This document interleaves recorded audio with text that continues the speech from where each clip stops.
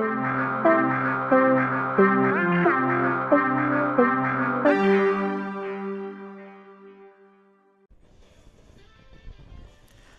everybody, we are looking at Shoot Mini Robots today. This came out last week on PlayStation Network. It is $10. So this is kind of the lobby screen. This is once you kind of start the game, this is what you get. So I can switch into matchmaking if I wanted to. Start matchmaking and it'll find me some players and we'll just start going through levels, and things like that together. But I'm not gonna do that for this video. You can play single player if you want, or you can have people locally. Just press X to join. So you can have up to 4 different players if you want to. That's probably the better way to play this game, is with more people, but it's still pretty good with one.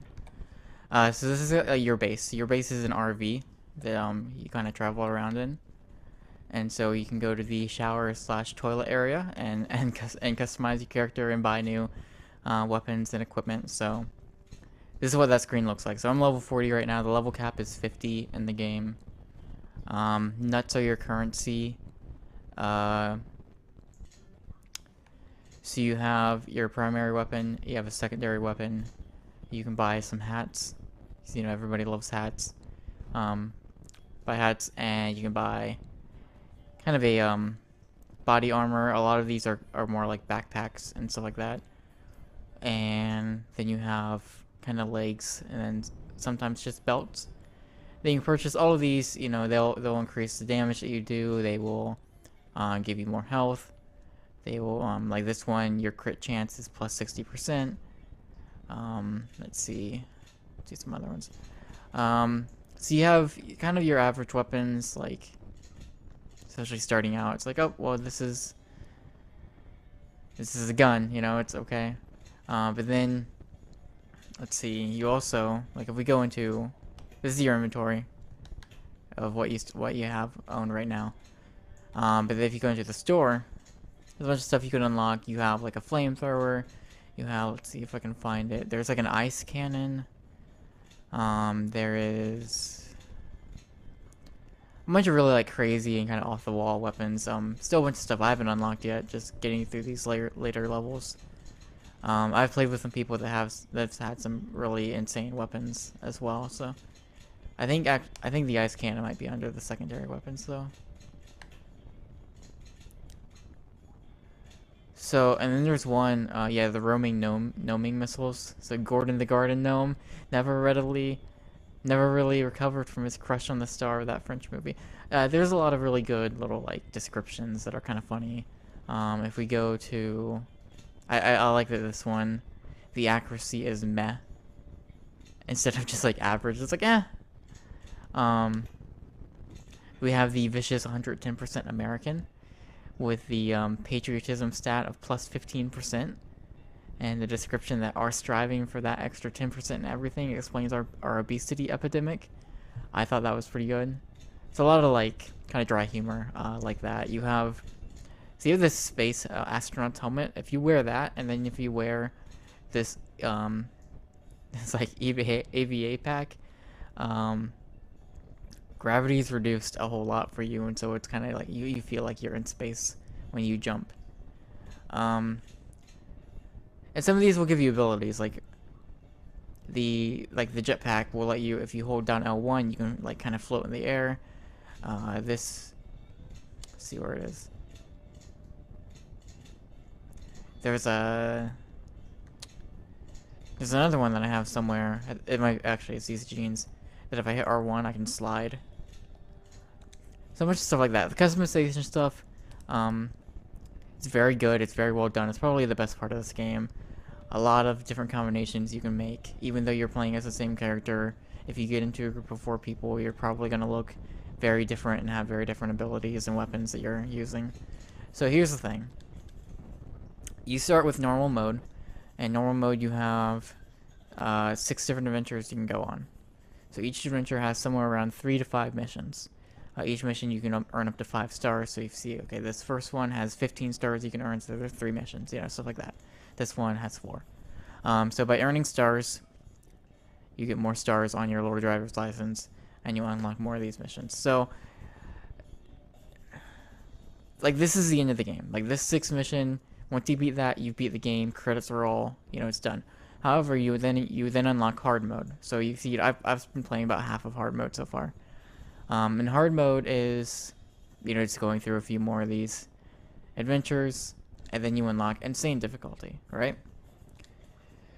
So the thing is, we'll see it here. So you go, okay, you start out, you're in like a farm town, then you go to the cliffs, to like a forest area.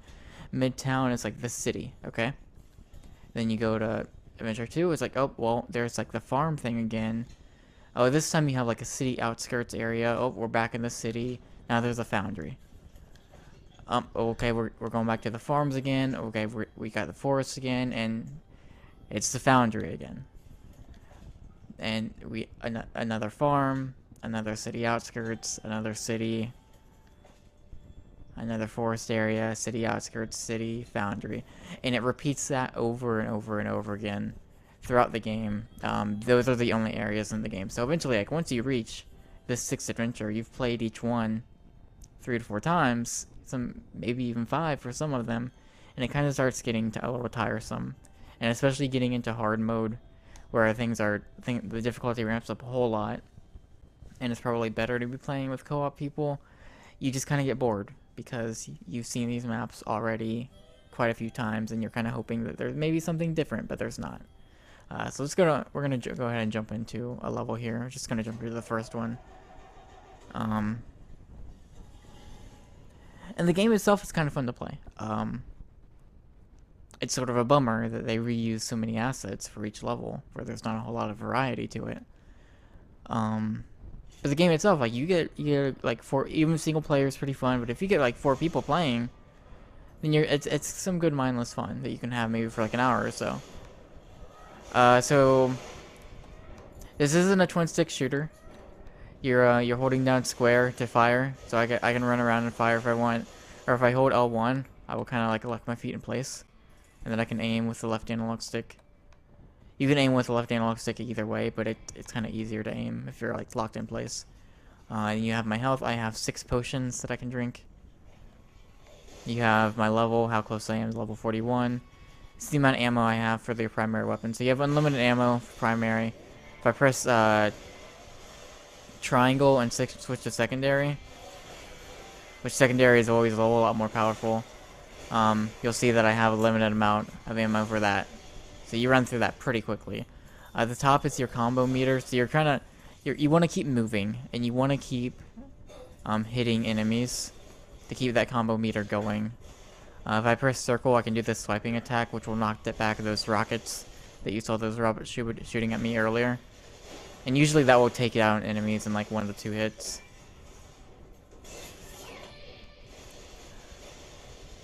You see the star meter there. So I have 1 star so far, and it's showing, okay, you get your next star at 300 nuts. Nuts are the currency in the game. You get those from killing robots, as you've already seen before. And that will help, like, when you get that, if you get your combo meter up to, like, ×5, you're going to be getting a lot more nuts. And so once I get 300 nuts, I'll get the 2nd star, and then it will show me what I need for 3 stars, and then 4 stars, and 5 stars.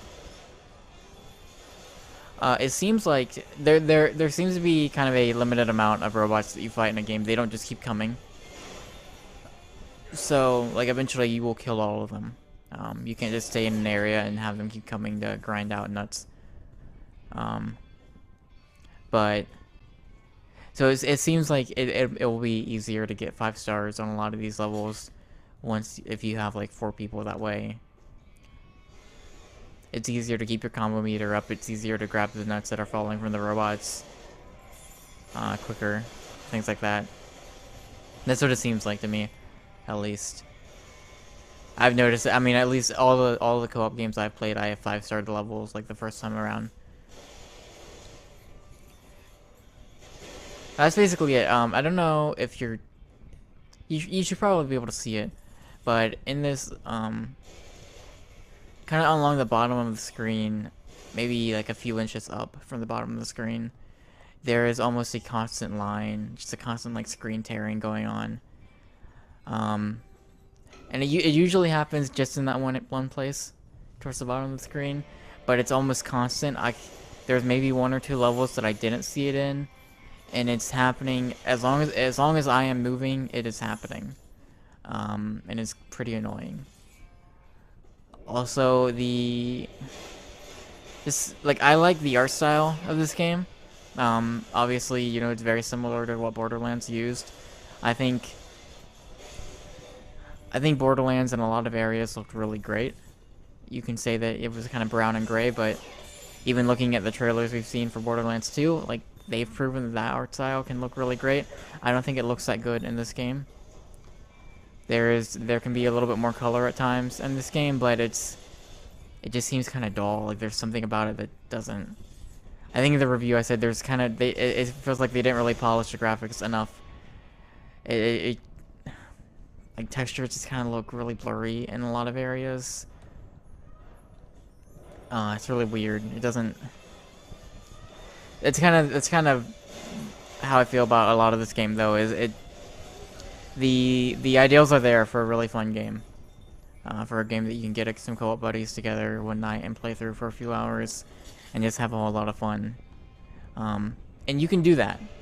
The issue is, of course, lying with just within the screen tearing, with, you know, the repeated assets, or like just repeating levels over and over again. It's not that fun.